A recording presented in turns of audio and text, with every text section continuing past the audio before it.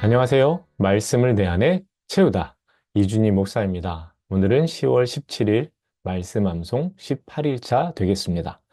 역시나 시간이 참 빠르다는 걸 느끼게 됩니다. 시간이 우리를 기다려주지 않으니 그러면 우리는 어떻게 해야 될까요? 더 부지런하게 살아야 되겠습니다. 오늘도 빠르게 흘러가는 이 시간 속에서 말씀 암송이라는 끈을 더욱 단단히 붙잡는 저와 여러분이 되기를 바랍니다. 그러면 오늘 말씀 함께 보도록 하겠습니다. 말씀 책! 오늘 말씀은 사무엘상 12장 23절입니다.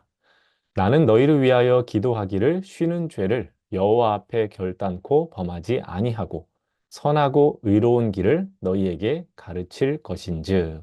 아멘. 이스라엘은 정치적으로 보면 하나님이 친히 다스리시는 나라입니다. 하나님이 다스리시는 나라, 이 나라 안에 나타나는 특징 중 하나가 사사입니다. 사사는 하나님께서 이스라엘이 위기에 처했을 때마다 세운 인물인데 하나님께서는 이 사사를 통해서 구원의 손길을 베푸십니다. 그렇지만 사사는 왕은 아닙니다. 권력을 대물림하는 왕과 달리 자신의 때까지만 지도자의 자리에 서게 됩니다. 이것은 하나님께서 왕이시기 때문에 그렇습니다. 하나님께서 사사를 세워 가르치시고 하나님의 명령을 수행하게 하시는 것입니다. 이스라엘은 약속의 땅 가나안에 들어온 후에 줄곧 이런 정치 체제를 갖추고 있었습니다. 그런 이스라엘이 이제 사울이 왕으로 세워지면서 사사의 시대가 아닌 왕정 국가로의 모습을 향해 나아갑니다. 이스라엘 백성들이 하나님을 왕으로 모셨음에도 불구하고 보이지 않는 하나님을 대신하여 다른 나라와 같이 인간이 왕인 나라를 요구했기 때문에 그렇습니다. 정치 체제의 변화 가운데 이스라엘의 마지막 사사였던 사무엘도 물러나야 할 때가 되었습니다. 오늘 암송 말씀은 마지막 사사인 사무엘이 이스라엘을 향해 마지막으로 전하는 말 중 한 부분입니다. 사무엘은 이스라엘 백성들 앞에서 자신이 사사로 이스라엘을 섬길 때 하나님과 사람들 앞에서 정직하게 행하였다라는 것을 말합니다. 이것을 하나님이 증명해 주셨고 이스라엘 백성들도 사무엘의 이 말에 동의를 합니다. 사무엘이 평생을 그렇게 살았던 가장 큰 이유는 그가 하나님을 두려워하는 사람이었기 때문입니다. 다른 말로는 하나님을 경외하는 자였기 때문입니다. 그는 어려서부터 하나님의 전에서 자라며 누구보다 하나님에 대해 민감한 삶을 살았습니다. 그리하여 사무엘은 하나님과 사람들 앞에서 정직하고 바르게 살았던 것입니다. 그 다음으로 사무엘은 지금까지 하나님께서 어떻게 역사하시고 인도하셨는가에 대해 증언합니다.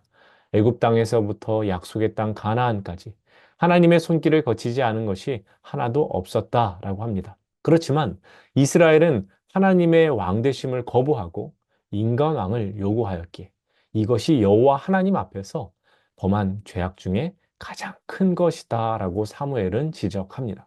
사무엘의 말이 끝나는 순간 하나님께서 하늘에서 우레와 비를 보내시니 모든 이스라엘 백성들이 자신의 잘못을 깨닫고 우리가 우리의 모든 죄에 왕을 구하는 악을 더하였나이다 라고 외치면서 두려워 떱니다.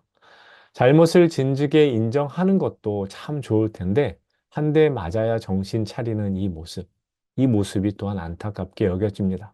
혹 우리 안에도 하나님 앞에서 돌이켜야 하고 인정해야 할 것이 있다면 하나님으로부터 이렇게 혼나기 전에 두 손 들고 회개하는 사람들이 되어야 할 것입니다.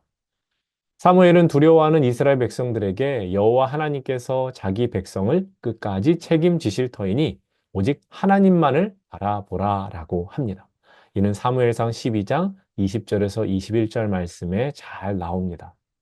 마지막으로 사무엘은 나는 너희를 위하여 기도하기를 쉬는 죄를 여호와 앞에서 결단코 범하지 아니하고 선하고 의로운 길을 너희에게 가르칠 것이다 라고 말을 합니다. 이것은 사무엘이 비록 자신이 이제 사사의 자리에서 내려오게 되지만 이스라엘 공동체의 일원으로 이스라엘을 위해 기도하는 것을 멈추지 않겠다라는 것을 고백하는 것입니다. 은퇴한 목회자 항존직으로 인해서 시끄러운 교회들이 있습니다. 어떤 연유에서 그런지 자세한 것은 다 알 수 없지만 이는 은퇴의 의미를 정확하게 알지 못하는 데서 생겨나는 것이라고 여겨집니다. 은퇴는 한자의 뜻 그대로 풀면 물러나 숨는 것입니다. 은퇴한다고 하면서 앞에 자꾸 나서고 간섭하며 말을 많이 하는 것은 은퇴하는 것이 아니라 은퇴한 척 하는 것이라는 겁니다. 신명기 34장을 보면 모세의 은퇴와 죽음에 대한 내용이 나옵니다. 그가 120세가 되었을 때 하나님은 그를 이스라엘의 지도자의 자리에서 내려오게 하셨습니다. 성경은 모세의 나이 120세였으나 그의 눈이 흐리지 아니하고 기력이 쇠하지 아니하였다라고 합니다. 그럼에도 자신의 때를 모세는 정확히 알고 그 자리에서 내려오면서 자신이 해야 할 일을 온전히 행했습니다. 우리는 사무엘의 이 마지막 말을 통해서, 마지막 연설을 통해 건강한 은퇴가 무엇인가라는 것을 생각해 보아야 합니다. 사무엘의 영적 권위는 마지막 연설을 하는 그때에도 유효했습니다.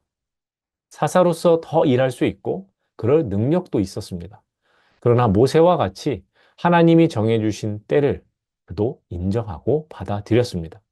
자신의 자리는 이제 사사가 아닌 일반 백성의 자리로 돌아와 하나님 앞에서 기도하는 사람으로 살겠노라고 다짐합니다. 건강한 은퇴는 이제 할 만큼 했으니 이후의 상황에 대해서 나몰라라 하는 것이 아닙니다. 한 발 물러서 있지만 지속적인 관심을 가지고 묵묵히 있는 그 자리에서 교회와 또 내가 속한 공동체를 위해서 기도하는 것입니다. 이것이야말로 남은 삶을 하나님 앞에서 아름답게 마무리하는 것이며 은퇴한 사람이 다음 세대에게 보여줄 수 있는 가장 아름다운 모습이 될 것입니다. 건강한 은퇴는 은퇴의 순간이 되어서 하려고 하면 안 됩니다. 당장은 아니지만 지금부터 은퇴를 생각하고 준비해야 합니다. 한 번뿐인 결혼식을 망치지 않기 위해 신부와 신랑이 행진과 인사하는 것 등 예행 연습을 얼마나 열심히 합니까? 내 인생의 한 번뿐인 은퇴를 그와 마찬가지로 미리 준비해야 합니다. 혹 지금 은퇴하신 분들도 계시다면 건강한 은퇴의 삶을 살아가고자 노력하셔야 합니다. 우리 모두는 시간의 흐름 속에 은퇴라는 것을 경험하게 됩니다. 하나님 앞에서 한 분도 빠짐없이 건강한 은퇴를 할 수 있어야 합니다.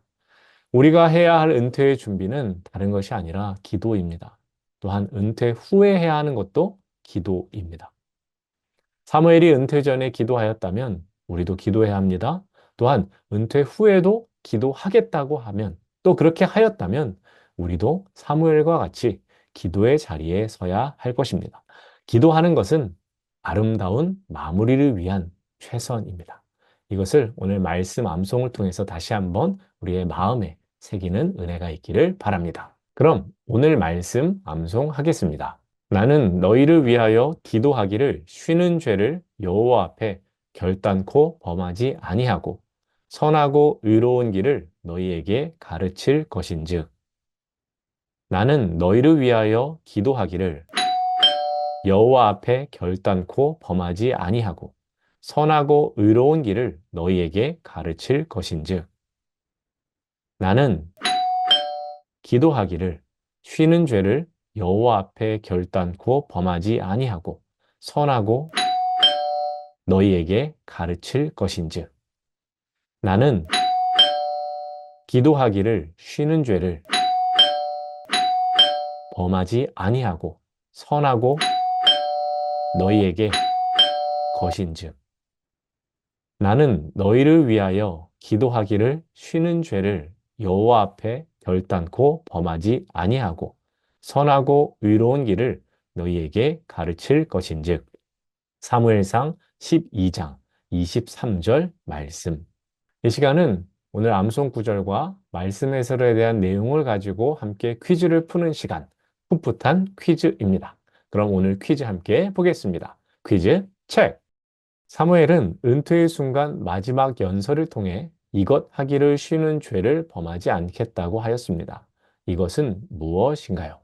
1번 요리, 2번 칭찬, 3번 운동, 4번 기도, 5번 공부. 오늘 제가 준비한 영상은 여기까지입니다. 그러면 오늘도 말씀 암송 잘 하시고 퀴즈도 푸신 다음에 저에게 문자 보내주시면 감사하겠습니다. 그럼 오늘 하루도 말씀의 은혜 충만하시고 저는 내일 새로운 영상으로 여러분들 찾아뵙도록 하겠습니다. 말씀을 내 안에 채우다. 감사합니다.